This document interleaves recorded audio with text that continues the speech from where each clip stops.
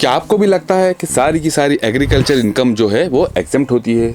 आपको भी कहीं लोगों ने कहा होगा, अरे यार ये तो एग्रीकल्चर इनकम है, इस पे थोड़ी ना कोई टैक्स लगने वाला है। बट मैं आप सबको बता देता हूँ कि ये जो है एक माइथ है। मतलब कि सारी की सारी एग्रीकल्चर लैंड के ऊपर जो इनकम होने वाली है आपको, वो टैक्स फ्री नहीं होती है। तो आज के वीडियो में हम देखने वाले हैं टाइप्स ऑफ एग्रीकल्चर लैंड, कौन सी टाइप्स ऑफ एग्रीकल्चर इनकम होगी वो, और कौन सी इनकम के ऊपर आपको टैक्स लगेगा और कौन सी एग्जेम्प्ट होगी। हेलो फ्रेंड्स, मैं हूँ सीए नमकवाला और आप देख रहे हो मेरा यूट्यूब चैनल, जहाँ मैं आप सबका वेलकम करता हूँ। अगर आप income tax, GST, budget updates, government policies के ऊपर वीडियोस देखना पसंद करते हो तो मेरे चैनल को सब्सक्राइब जरूर कर दीजिए। फ्रेंड्स, सबसे पहले हम शुरू करेंगे टाइप्स ऑफ एग्रीकल्चर लैंड। सबसे पहले देखेंगे कि एग्रीकल्चर लैंड में कौन सी वो टाइप्स होती है। एग्रीकल्चर लैंड दो टाइप की होती है, एक होती है रूरल और एक होती है अर्बन। अर्बन एग्रीकल्चर लैंड किसे कहते हैं? ऐसी लैंड को जो सिचुएटेड है ऐसी जगह पर जहाँ की पॉपुलेशन जो है 10,000 से कम हो। लैंड के बारे में बात कर रहा हूँ, यानी कि एग्रीकल्चर लैंड के बारे में। नेक्स्ट है कि ऐसी जगह पर आपकी जो एग्रीकल्चर लैंड सिचुएटेड है जहाँ की पॉपुलेशन 10,000 से 1 लाख तक हो, और वो जो लैंड है वहाँ की जो कैंटोनमेंट बोर्ड कहे या म्यूनसिपैलिटी कहे उसके 2 किलोमीटर के रेडियस से बाहर हो।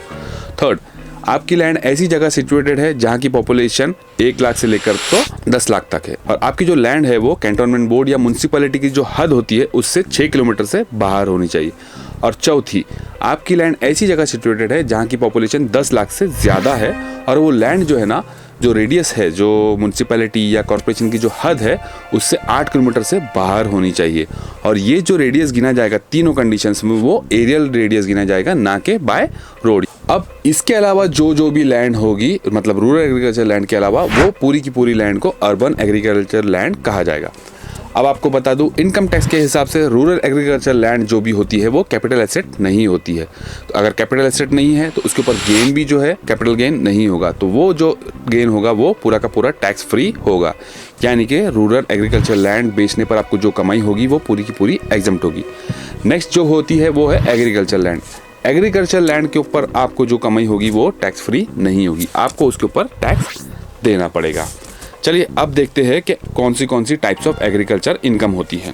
देखिए, as per section 2 sub clause 5 of income tax act, rent और रेवेन्यू फ्रॉम एग्रीकल्चर लैंड, ये एक टाइप होती है एग्रीकल्चर इनकम की। यानी कि कौन सी, आपके पास कोई एग्रीकल्चर लैंड है और आपने उसको रेंट पर दे दिया है किसी और को, वो खेती कर रहा है और उसके अगेंस्ट में आपको रेंट दे रहा है, तो ये एग्रीकल्चर इनकम होगी आपके लिए। नेक्स्ट है इनकम फ्रॉम कल्टीवेशन। अब आपने क्या किया, आपने खुद से खेती की आपके एग्रीकल्चर लैंड पर, उससे आपको जो भी इनकम होगी वो भी जो है एग्रीकल्चर इनकम होगी।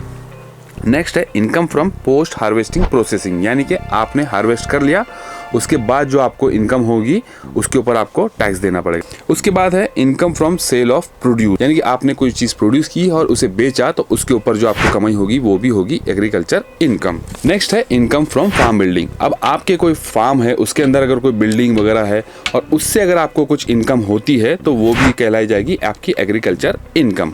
फॉर एग्जाम्पल, अगर आपने उसे, आपकी कोई लैंड है उसको जो है रेंट पर दे दिया तो उससे आपको रेसिडेंशियल इनकम नहीं होगी, वो एग्रीकल्चर इनकम कही जाएगी। नेक्स्ट है इनकम फ्रॉम नर्सरी।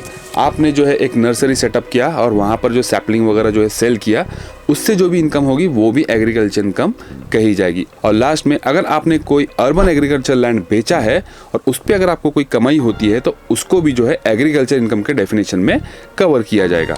तो ये थी टाइप्स ऑफ एग्रीकल्चर इनकम। अब हम देखेंगे टैक्सेबिलिटी ऑन एग्रीकल्चर इनकम। वो कौन सी इनकम है जिसके ऊपर आपको टैक्स लगेगा और कौन सी इनकम है उसके ऊपर आपको टैक्स नहीं लगेगा। तो देखिए, सबसे पहला जो हमने देखा था वो था rent and revenue from agriculture land. अगर आपके पास कोई एग्रीकल्चर लैंड है और आपने उसे खेती के लिए रेंट पर दे दिया किसी और को, तो उससे जो आपको रेंट मिलेगा वो आपकी कहलाई जाएगी एग्रीकल्चर इनकम। और ये जो इनकम होगी ये टैक्स फ्री होगी, क्योंकि ये जो है एग्रीकल्चर इनकम कैटेगरी में आती है, चाहे रूरल हो या अर्बन खेती से हो।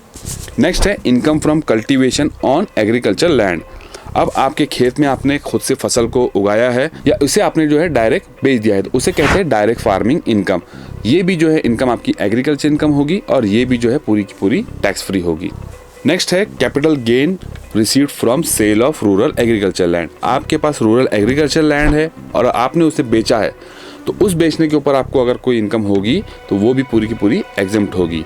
जैसे हमने पहले भी देखा था कि rural agriculture land capital asset नहीं होती है, और अगर कैपिटल एसेट नहीं है तो उस पर गेन भी कैपिटल गेन नहीं होगा, इसलिए ये पूरा का पूरा एग्जम्प्ट होगा।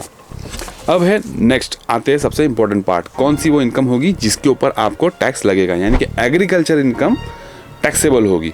सबसे पहले उसके अंदर आता है capital gain from sale of urban agriculture land. आपकी कोई अर्बन एग्रीकल्चर लैंड है, आपने उसे मार्केट में बेच दिया अगर, तो उसके ऊपर आपको टैक्स देना होगा। इसके लिए आपको टैक्स बचाने के लिए कुछ सेक्शंस है जो मैंने मेरे प्रीवियस या दूसरे वीडियो में कवर किया हूँ, आप वो भी ऊपर देख सकते हो। बट आपको बता दूं, अगर आपको कोई अर्बन एग्रीकल्चर लैंड से इनकम होती है बेचने पर, वो पूरी की पूरी टैक्सेबल होगी।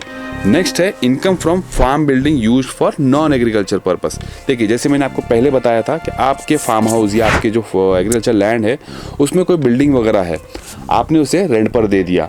अब वो एग्रीकल्चर पर्पस के लिए यूज़ नहीं हो रहा है और किसी और पर्पस के लिए यूज़ हो रहा है। फॉर एग्जांपल गेस्ट हाउस के लिए यूज़ कर रहा है कोई सामने वाला, उससे अगर आपको कोई रेंट वगैरह मिल रहा है तो वो पूरा का पूरा टैक्सेबल होगा, आपको वो इनकम जो है एग्जेम्प्ट नहीं होगी। तो ध्यान रहे, आपके अगर एग्रीकल्चर लैंड के अंदर कोई बिल्डिंग वगैरह है, वो आपने अगर रेंट पे दिया है किसी को और वो एग्रीकल्चर पर्पस के लिए यूज़ नहीं हो रहा है तो वो टैक्सेबल होगा। हाँ, एग्रीकल्चर इनकम पर्पस के लिए यूज़ हो रहा है, एग्रीकल्चर के लिए यूज़ हो रहा है, तो वो पूरा का पूरा एग्जेम्प्ट होगा।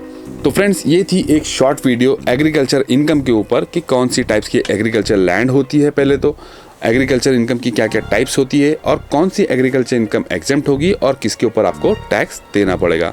आई होप आपको ये इन्फॉर्मेशन पसंद आई हो, और अगर पसंद आई हो तो मेरे चैनल को सब्सक्राइब करिए, वीडियो को लाइक करिए और फ्रेंड्स के साथ शेयर करना मत भूलिए। चलिए मिलते हैं अगले वीडियो में, तब तक के लिए गुड बाय।